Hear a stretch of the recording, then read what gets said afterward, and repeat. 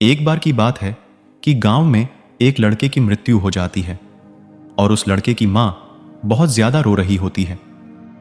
तब उसी समय गांव में कुछ लोग आते हैं और उस स्त्री को कहते हैं कि तुम अपने लड़के के शव को लेकर गौतम बुद्ध के पास जाओ, वह तुम्हारे लड़के को जीवित कर देंगे। यह सुनकर वह स्त्री बहुत खुश होती है और गौतम बुद्ध के पास जाने के लिए तैयार हो जाती है। जिन लोगों ने उस स्त्री को गौतम बुद्ध के पास जाने की सलाह दी थी, असल में वह गौतम बुद्ध को नीचा दिखाना चाहते थे, क्योंकि वह लोग गौतम बुद्ध से नफरत करते थे। लेकिन उस स्त्री को इस बात की बिल्कुल भी जानकारी नहीं थी। उनके कहे अनुसार वह स्त्री गौतम बुद्ध के पास चली जाती है। उस समय वहां पर गौतम बुद्ध अपने शिष्यों को उपदेश दे रहे होते हैं। वह स्त्री सीधा गौतम बुद्ध के चरणों में जाकर अपने बच्चे लड़के के मृत शव को रख देती और कहती है कि मेरे बेटे की मृत्यु हो गई है, मुझे मालूम है कि आप इसे जिंदा कर सकते हैं। दुनिया में ऐसा कोई भी काम नहीं है जो आप नहीं कर सकते हैं, आप परम ज्ञानी हैं। गौतम बुद्ध पहले उस स्त्री की बात सुनते रहे और वहां बैठे उनके शिष्य और अन्य लोग भी गौतम बुद्ध के जवाब का इंतजार करते रहे। थोड़ी देर बाद गौतम बुद्ध ने कहा कि ठीक है, मैं तुम्हारे पुत्र को जीवित कर दूंगा। यह सुनकर वहां बैठे सभी लोग हैरान हो जाते हैं कि क्या यह संभव है।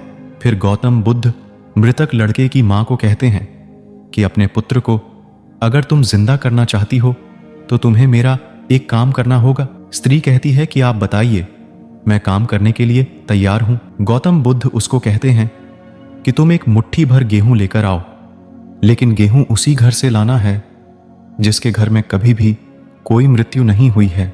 वह स्त्री गेहूं लेने के लिए गांव में चली जाती है।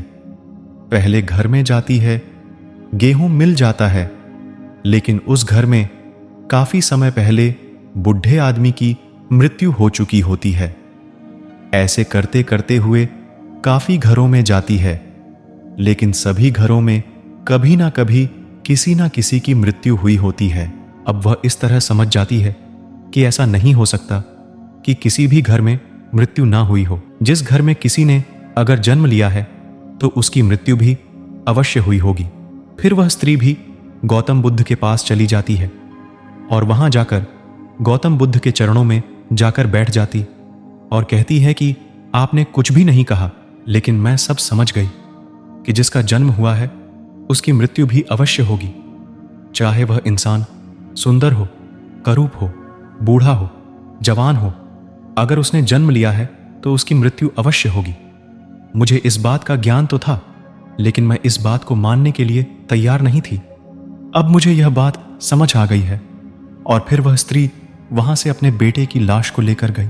यह कहानी अच्छी तरह से सिखाती है कि जीवन और मृत्यु स्वाभाविक हैं और इसका सामना करना हम सभी को करना होता है। गौतम बुद्ध की बुद्धिमत्ता ने स्त्री को जीवन की सच्चाई समझाई, जिससे उसने अपने बेटे की मृत्यु को स्वीकार कर लिया।